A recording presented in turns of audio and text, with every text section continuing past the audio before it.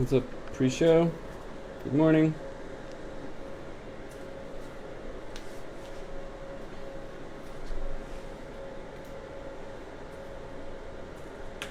Good morning. Hello, check. Hello. Pre-show, check. What's up, K-Man? Kenan, I emailed you asking some questions about how things were going and also telling you some stuff that we're going to be doing soon. So, email me back, Broham. Okay. Good morning, guys. Hello. What's up, Robert? What's up? Hello, Mike, Josh, Mozug. Hope the woodworking is going well. This is the pre-show stuff. It's where I talk about basically not much at all, and then we're going to jump in. Hey, Brittany. I emailed you too this morning. Oh, let's see. All right. Let's go, girlfriend. Ah. Good question. Sorry, hold on. When's the Seattle meetup going to happen? Do you have a date in mind yet? No, we don't, and we don't know. Possibly towards the end of July. What? What was it? Why is this on? Oh, sorry. That's okay. The fan was on. We have a friend asking when the Seattle meetup is, possibly, and I was thinking when Paul and Robin come out around that time. We need to do the Seattle communication conversation. Yeah. Well, yeah. There's two. That's a whole different thing. It's a whole different thing. So basically, I don't know yet. Melanie can maybe answer some of that. So, but thanks for the thing. Are you? Let's see. She's a real treat. Is do you live in Seattle? She's a real treat, or around the area? I know a couple of you do. And in Vancouver. Oh, and cold. We have friends in Portland. Okay, let's do this. Lady friend, lady of the night. You do live in Seattle. Awesome. Good. Check. Cough, and there was like a hair in my face. So like I'm a hunter, and like animals. Check. If you get out in the woods early enough in the morning, for long enough, you find that animals have patterns and different deer trails and elk trails. We are absolutely no different. The same lady walks by every morning. We see the same kids getting ready for school. We do the same patterns. You have the same commutes. We're just animals. Great story. Okay, you ready? I think. Day 23. Let's give only 2 calls to action this time. Yep, Is that okay? Sure. What else? Which calls to action are they? The AmazonTrial.com is the first one. We'll talk about that. Amazon Audible. Sorry, it's an Amazon. I was really company. confused. Audible trial, and then do we want to do a Patreon or a rate and review? Let's do Patreon this time. Rate and review. Why? Because Patreon's an email thing. I have it written down actually to talk to you about it. There's a whole science to how to do it. You heard it here first, people. Hey, 16 viewers, awesome. Keep it up. Stay with us. All right. I have no idea what we're talking about today, so it's going to be awesome. Okay. Hello and welcome to the Anatomy of Marriage podcast. I'm your host, Melanie Studley. Good morning. My name is Seth Studley. I'm a licensed marriage and family therapist, and today is day 23 of 100 days of Q&A with AOM. If you're new here, welcome. We have over 200 episodes about all sorts of marriage topics, conversations, interviews with people. Season 1 of our podcast is totally different. It's highly produced. You should check that out. It also has a free audio workbook. But we're just really glad that you're here. And every day on our Q's and A's, we do 4 or 5 things, depending on our mood. We do a prayer. We do a past gratitude. We read a review of the day. We answer your questions. And then we do a little, what books are we reading kind of jazzy follow-up what books thing. are we reading, what podcast we're listening to. So when you said over 200 episodes, so I talked to my 93-year-old grandma, and she's like, so what is this podcast thing? And I told her about it. Well, we talk about marriage and stuff, and I said we have under 200 episodes, and she's like, what do you talk about? What? You should only have 5 episodes and be done. What do you talk about? And it was really funny. So I love my grandma. Okay, let's She's pray great. today. I'll pray today. Thank you, Creator God, for your blessings. Thank you for opportunities that you give us every single day to improve ourselves, to have a growth mindset, and to take in the blessing of just being alive that you have given us. And thank you for that. I thank you for my wife, and thank you for our kids. Amen. Amen. All right. Thankful. What are you thankful for? Yeah, that yesterday you let us eat dinner at like Fred Meyer nasty deli because it was. I let you eat? I mean, like it was just, you know what I mean. Like it was like we didn't have to be weird about it and eat something fancy or whatever. Again, I'm not a, what is it? An oppressive oligarchy. Yeah, I'm not that. No one said that you were, but it was, you know, it was just kind of nice. And we didn't have anything for supper, and we're like, oh, okay. We don't often eat that way, so it was just entertaining. Chicken fingers at the deli. Gross. What kind of parents are we? Anyway. Busy. I'm thankful that you, and I've said this before, but it comes up often when I'm writing my gratitude journal. You make it easy for me to have a growth mindset, to be focused, and to get stuff done. Because if you weren't of that same mindset, it would be really hard. And I am the type of person that gets discouraged easily sometimes. And I'd be like, well, forget it. Donuts all day long. Yeah, exactamundo. All right. So, review of the day. Michelle Arthur, 5 stars. Thank you, Michelle. This is an awesome podcast about marriage and really all relationships. Seth and Melanie give lots of interesting and challenging things to think about. They definitely go below the surface level behaviors to confront underlying issues in their own lives and challenge listeners to do the same. Love it. Smiley face. Thanks, Thank Michelle. you. That's right. If we're not willing to go deeper on stuff, what are we doing? We're just being fake. So, thanks. I'm glad that we do that.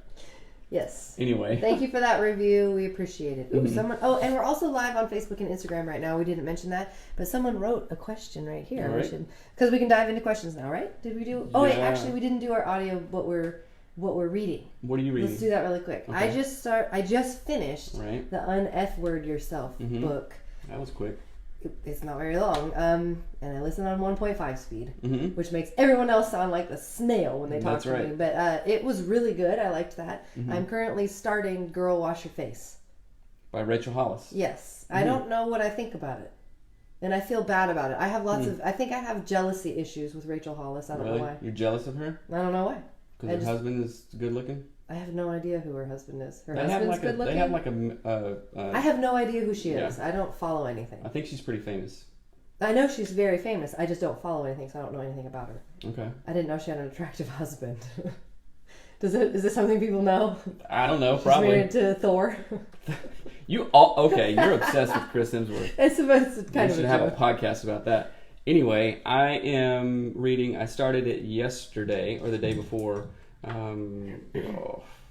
What? Started Take what? Control, a book, Oh. Take Control of Your Life Mel by Robbins. Mel Robbins. And That's a great it's super one. good. It's giving me all kinds of ideas to do a different format of stuff that we do, like an interview type stuff, because I'm a therapist and, she's a coach. She's not a therapist, but she's super smart, and I She's think a that we can do lawyer. it that way. I know. Yeah, so you should go to audibletrial.com/anatomy of marriage to get your free audiobook. Check out those books. Check out Girl Wash Your Face, Un-F Word Yourself, and Take Control of Your Life. Rachel Hollis, the guy from Scotland, Mm-hmm. and then Mel Robbins. And get those. They're so good. Especially the Mel Robbins one is just killer. Yes. Take it Control is. of Your Life. And she does interviews with real people. It's Mm-hmm. not just her reading an audiobook, so it's really good. But I wanted to do this question All first. right, go ahead. I can't scroll. Okay. Christina says, My husband and I have been through our share of extremely difficult times and find ourselves stuck in the same ruts over and over again. So, to put it short, what would you suggest to a couple who feels like they can never get ahead in life? For example, finances, jobs, etc. okay. Are you ready for this answer? Because that got me excited. I mean, It I'm got not me excited, excited that too. you're stuck in a rut. That's not something to be excited about. We're but- glad that you're stuck. Actually, we are glad that you're stuck. You know why? Because when we go through hard things, the only way to get out of something is to go through. Through The it. only way out is through. So, go. What are you going to say? Okay, this is what I want you to do, and I know this might seem like the opposite because you want to be like, oh, life is hard, this sucks, I'm a victim, I can't, this is bad, this is whatever. But what you really need to get to do is, okay, this is my analogy, and someone texted us and said this show should be called Analogy of Marriage, Right. which is hilarious and perfect. So think of it like this: every hard thing you've ever gone through, ever in your life, is like adding a tool to your tool belt. And you can either get mad that you have so many tools, or be like, look how many things I can do because I've got all of these tools. Mm-hmm. The less things we go through, the less skill we have to get through things well. So I would highly suggest listening to audiobooks such as F Word Yourself. Talks about all of this stuff the whole time. And it's only like 3 hours long. I would highly suggest also High Performance Habits by Brendan Burchard. He talks about stuff like this, like, because we have this sort of fixed mindset around like, oh, I'm in a rut, I'll always be stuck, I can never make more money, I can blah, blah, blah. All of those mindsets actually stop you.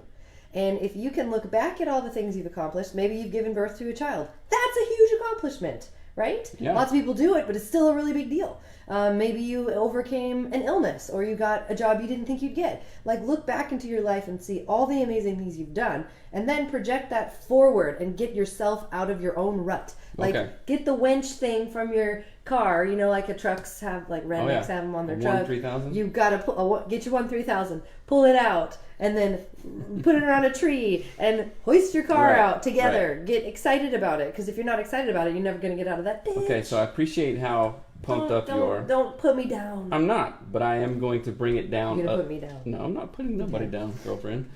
Okay, so I understand what you're saying. I feel like this almost every day, and I'm not. You feel like you're stuck in a rut every day?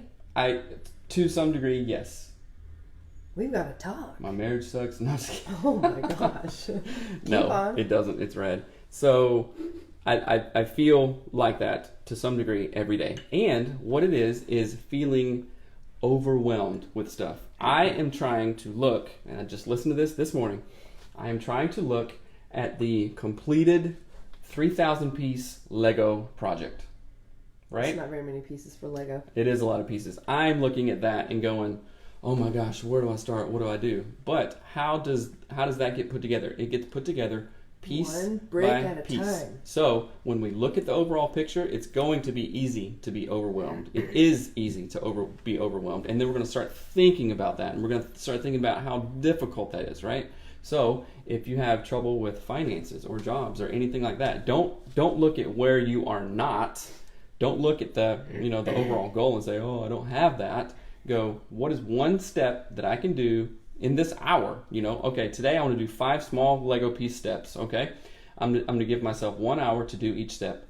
Map those out and then try to do those during the day. So when you look at it small, when you break it down, it's like ingredients. You don't look at a roasted chicken and it's all whatever and go, oh, I don't have that yet. No, you got to put the spices on there. You got to turn the oven on. You got to get the chicken. You got to pull off the guts that's in there. All this stuff, right? So take it slow, one by one, pieces, and approach it that way. And I think that will be helpful. And okay, this is also something that I struggle with. If I'm not listening to podcasts or reading books or journaling every single day, then I start to get overwhelmed and go, ugh. I start sliding backwards, right? Mm-hmm. Backsliding. Okay. Do you know what backsliding is? Like Baptist churchy? Yeah, in Christian culture, if you don't go to church, you're backsliding. Whatever. And that's how I do it. So listen to stuff, be proactive about stuff, and take it piece by piece. So I would also say, like Seth was saying, he needs to listen to podcasts and stuff. Intentionally, on purpose, set alarms to motivate yourself.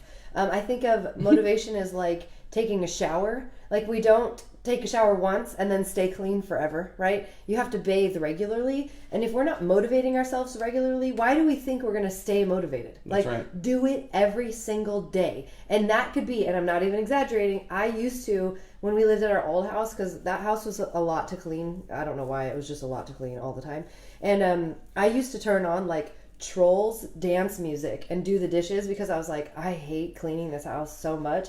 So I was like, I'm just going to turn it into something really, really fun. Mm-hmm. Something like stupid fun, kid fun, no reason to do it fun, so that I can get through it and not feel drained and hate my life. Right. So do that with things. Like, make a plan. Figure out what you're going to do about your finances to fix it. Don't just sit there and go, oh, I'm in a rut. Mm-hmm. Oh no, she felt that'd be funny. Anyway, you can do this. So there's somebody said, who isn't obsessed with Chris Hemsworth? Chris Hemsworth, that's right. Savannah says, that's good. Just re-listen to Growth Mindset episode, and the growing lobsters picture really hit me this time. Yes, it is. The growth comes from hard stuff. So Christina also did a follow-up question. We have 2 young kids at home, and I've given up my career to stay at home with them. 2 years and 9 months old. Definitely agree with going through and not being a victim. Yes. I want to say something about that really quick, though. All right.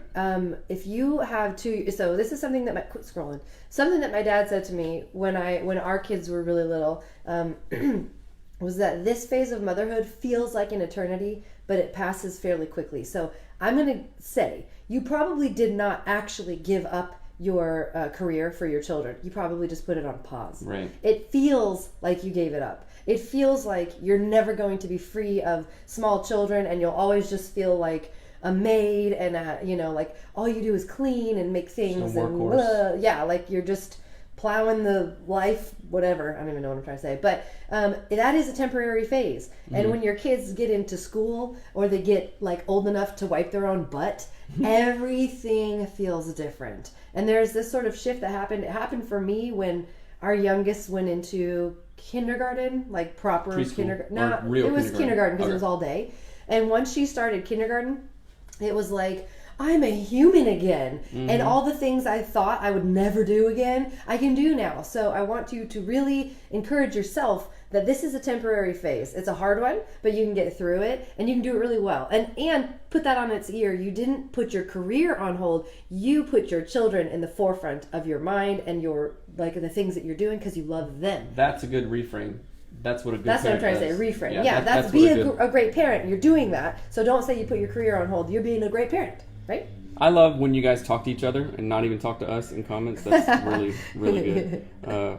You Lego shamed me. Right with you, Christina. At home with 4 and 2 years old, you're not alone. That's what Savannah says. It's a lot. Here's the thing. Building community, which is going to segue perfectly and universe juice into the next question. So I'm going to segue this, okay? So our next question, and is a point that is happening exactly right now. It says, what are your thoughts on how to make friends as adults, especially if both husband and wife don't attend church, are self-employed, and all of their friends from college days have moved away?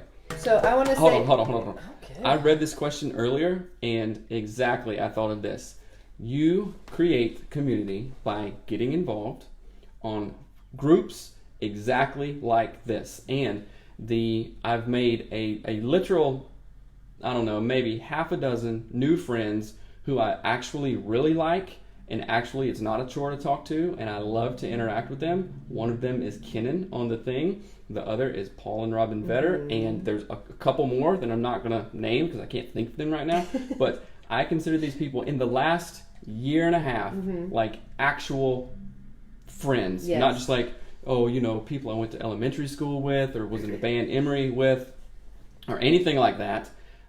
Actual friends. And I have found, and I thought of this when I was probably in high school, I was like, you know what? I think friendship just means you hang out a lot together. You have half a dozen of real shared experiences together, and that creates friendship. That creates that commonality in that. And you work through stuff too. So that is how you do it. Join Facebook groups. We have an Anatomy of Marriage men's group. We have Anatomy of Marriage women's group. And we have the overall Anatomy of Marriage page. There's a couple other Facebook groups that have meetups that we are a part of. And like these are actual people like, hey, what's up? We may see them once a year in a meetup or whatever. But that is how you do it. You have to have shared experiences. You don't have to think exactly the same. You have to spend time together and be in proximity to one another. Yeah, well, and he answered your question with like only virtual examples. I think in the real world, you can find community virtually or through a virtual medium, meaning use Facebook to find things in your area. For example, we live in Maple Valley, and there is a Maple Valley Ladies Society group that I'm a part of, and it's like it was started by like an older lady, and she's like, my kids have grown up and they're moved away and I don't know what to do. I have no friends.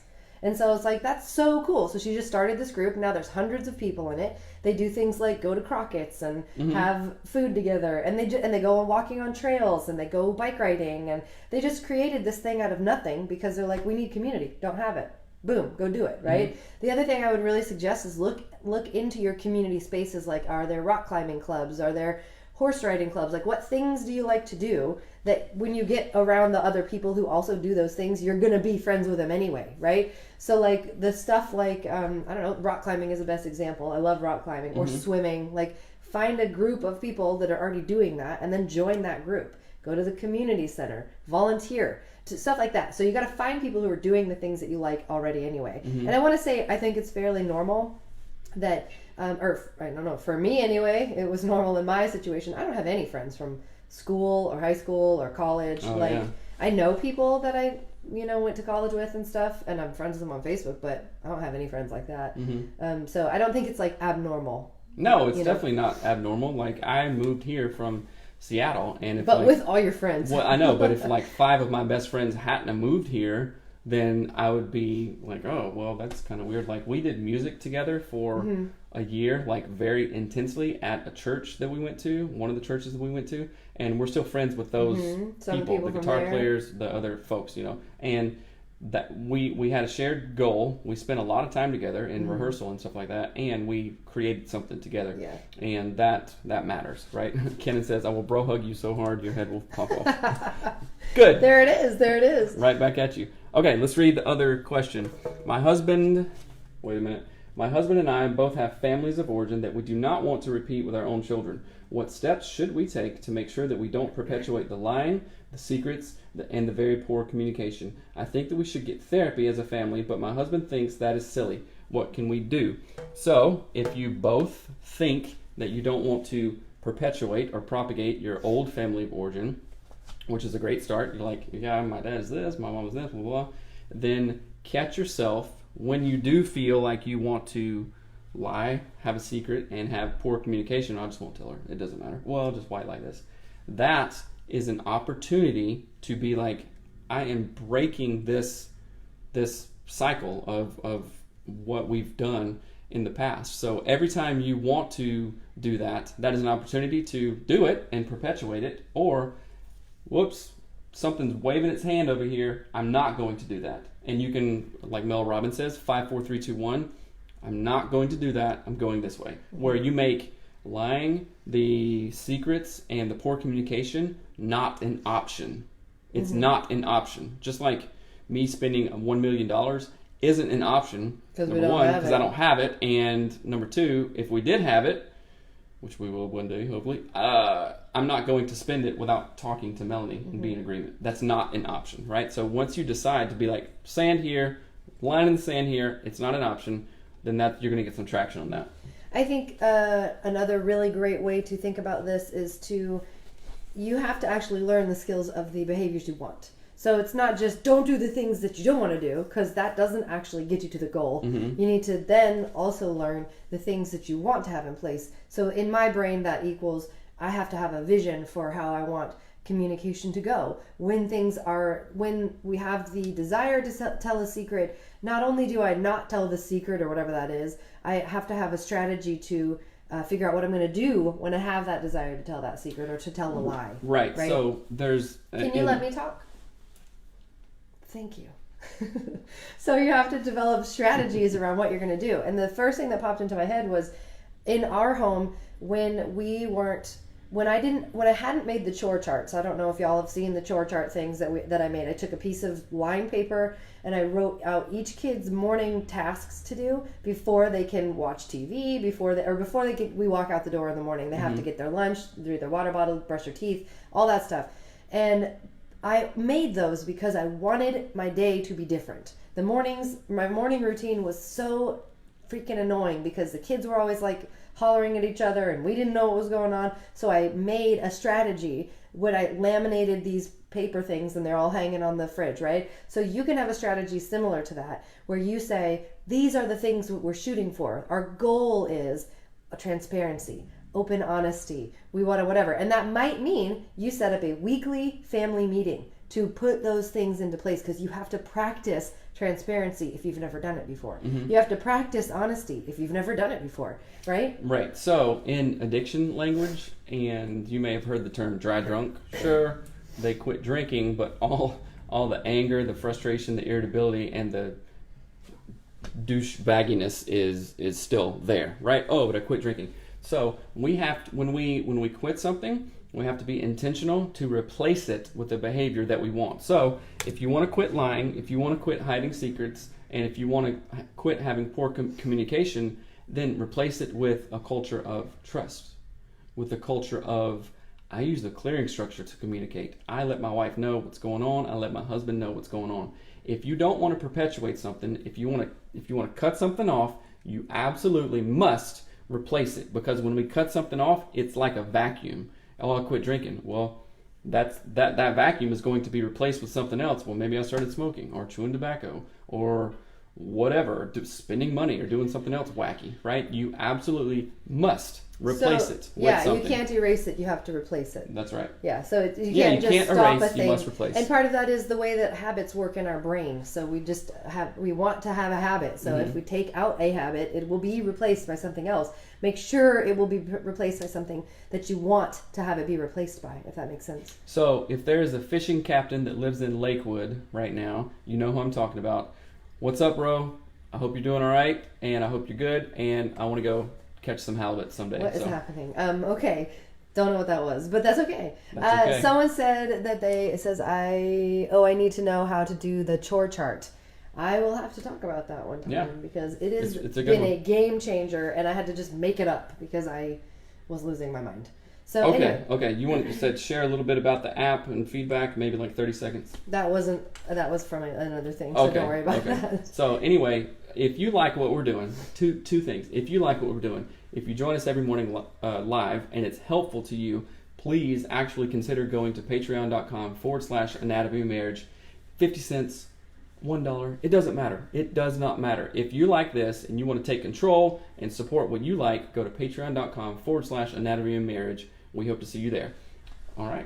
Rate and review call? No, because I'm not done with the other thing I was going to say. The question about perpetuating and making a new family of origin, I'm going to say this. You have to put it on your calendar to prioritize learning these skills. Mm-hmm. And so let me say it like this. So I've done the most, and this is going to be whatever, don't get all upset here, but I've done most of the emotional work for all of our family and our children and how our home runs and all of that. Yes, I have. And one of the things that I'm just now realizing as I'm seeing that is that I've never tasked Seth with doing any of it. So what I think I should have been doing was saying, okay, every other week, Seth, it is your job to have the kids sit down and do their gratitude jars. Like, write a thing for the gratitude jar. Because if I don't do it, nobody does it. Mm-hmm. And I don't think that that's good and fair. And it's not teaching Seth how to do it. And Seth should be doing it. We should all be doing, participating in our entire family that way. I think we have a couple different roles. I would like to talk more about that. So I couldn't say, can you have the kids do a gratitude jar one time a week? Yeah. And I couldn't put it on the calendar? I think you could. So you getting butt hurt for what reason? You guys are about to watch a fight. What are you saying? Anyway. Do you think that would be helpful? I think so, yeah. I do too. But there's a bigger picture of stuff, so. Okay. I don't know what you're saying. Okay. I don't know why you would. Remember, go to patreon.com/anatomy of marriage and also rate and review the show. Did we hit 700 yet? No. I will talk about gratitude jars as well. It's really, jerks. The gratitude jar is great. We love you too. Adina. I can't read very well.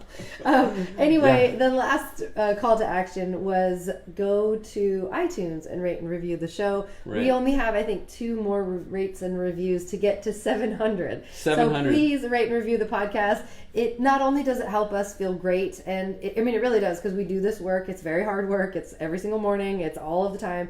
So it just helps us feel really good. But also it helps other people know that our show is worth listening to and that it's not just like a dumb whatever show. Right. So that would be really awesome. So thank you. And again, you can go to audibletrial.com/anatomy of marriage to get a free audiobook on us.